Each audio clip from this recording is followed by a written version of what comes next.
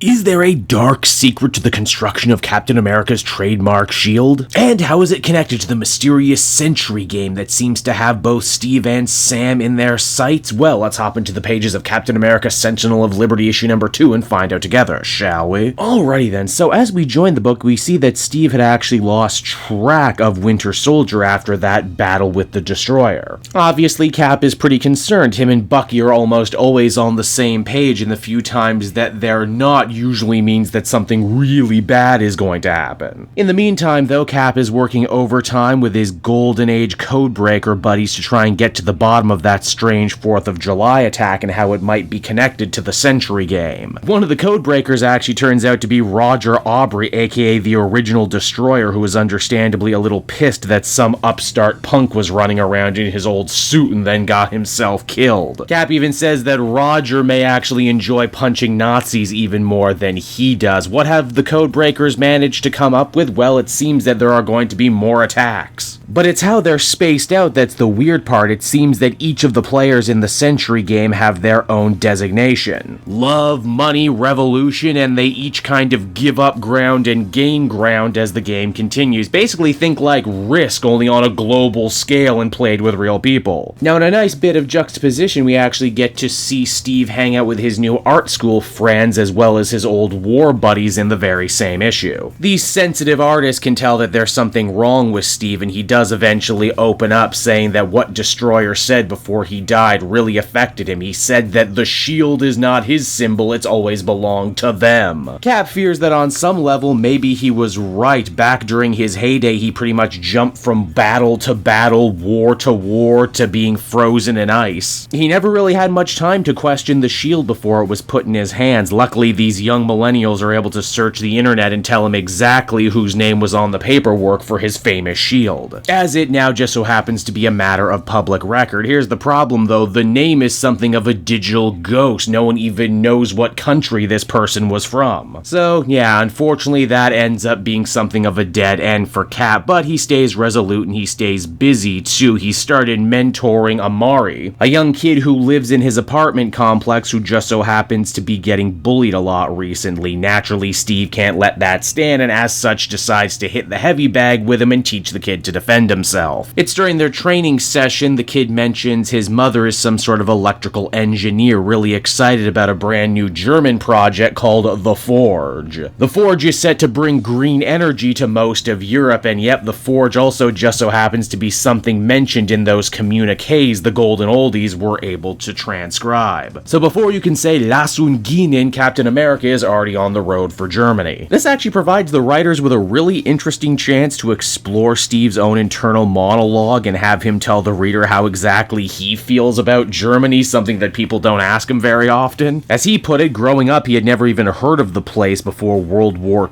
II started, and he's happy to say that all that time he spent in the ice, it looks like Germany has actively tried their best to give back to the world. Steve never held anything against the people, and as a country it seems Germany is one of the few bullies who actually learned their lesson and is trying to turn things around. This is what the Forge project was supposed to be, so it's no surprise that the Sentry game is trying to wreck it. By the time Cap makes it inside, the entire building has already been taken over by strange armor-clad agents who have taken the few employees there hostage. Cap admits that he knows pretty much every bad guy syndicate under the sun, but these guys are new. They call themselves Tithed agents, a name that makes all the more sense once Steve realizes that these guys have Hydra tattoos, hand ninja training, and aim technology. It would seem that whoever the Sentry game players are, they are able to leverage their massive influence to move around some of Cap's greatest foes like they were chess pieces on a board. But not just his enemies either, as Cap discovers after getting stabbed by a shield knife. Yeah, that's right, even the agents of S.H.I.E.L.D. are involved with the Tithed as well. I'm also very much reminded that S.H.I.E.L.D. as an organization got blown up in a Captain America event and they just never bothered to reestablish the group in all that time.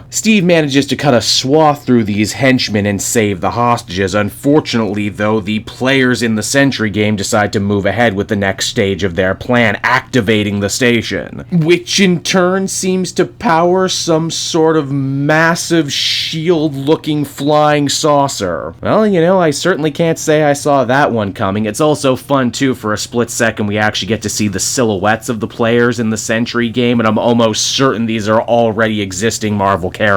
We know White Wolf is involved with them if you've been reading the Sam book. If I was to throw out crazy guesses, Emma Frost, Kingpin, and maybe Namor. The flying shield also does more than fly, too, as it ends up releasing some sort of robot that goes out of its way to engage Cap. But believe it or not, that's not actually where the comic ends, because we check back on in with Winter Soldier and see where he actually ran off to. It seems that he's in Madripoor, trying to sneak his way into a high-stakes Baccarat game, not because he wants to gamble, but because he's trying to meet another one of the Sentry game's soldiers. Apparently, each 5 sides of the star each have their own champion. Winter Soldier is one of them, and the next one is introduced. Turns out she's none other than Peggy Carter, Cap's old World War II era love interest, aunt to Cap's current love interest, Sharon Carter, who you'll remember managed to get her youth returned to her at the end of the previous run. Yes, she's involved in all of this too. And so that was Captain America Sentinel of Liberty issue number 2, everyone. And once again, I'm really loving what Kelly and Lanzig are laying down here. It's so fun to see Captain America have a real deal personal life again, something that I feel other writers have ended up neglecting for much too long. Here we actually see what he's fighting for, the people in his life that are important to him. The Sentry game themselves are also really interesting as a concept. Villains who were able to hold up not only this book, but also the Sam Cap book as well. There's just something so wonderfully wicked about villains who see their actions as a game. They don't want to rule the world, they don't want to get rich, they already pretty much have everything they want, and this is just the only way they can get their kicks anymore. I'm sure some fans out there are going to be rolling their eyes when we learn that there's a dark secret history to Captain America's shield that you didn't know about, because, well, doesn't that always seem to be the case for every hero? Why is a chair never just a chair because a hero uses it? Why is there always some dark secret conspiracy about the chair? Well, truth be told, I don't have an answer for that question, but I've enjoyed this issue and the previous issue enough that I'm willing to take this ride and find out the answer. Overall, I'd give this a very positive 8 out of 10. Hey there everyone, Cape Joel again, and I want to thank you so much for watching to the end of the video. As always, if you liked what you see, be sure to like, subscribe, comment. It really helps drive engagement and helps me out too. Also, if you are a patron, which you can become for as little as $1 a month, you will get exclusive content that no one else can ever see, and you'll get to see the Comic Multiverse podcast before anyone else too. You can check out all this and more down in the description. And until next time everyone, this has been Cape Joel, and I'll see you all next time. Cheers.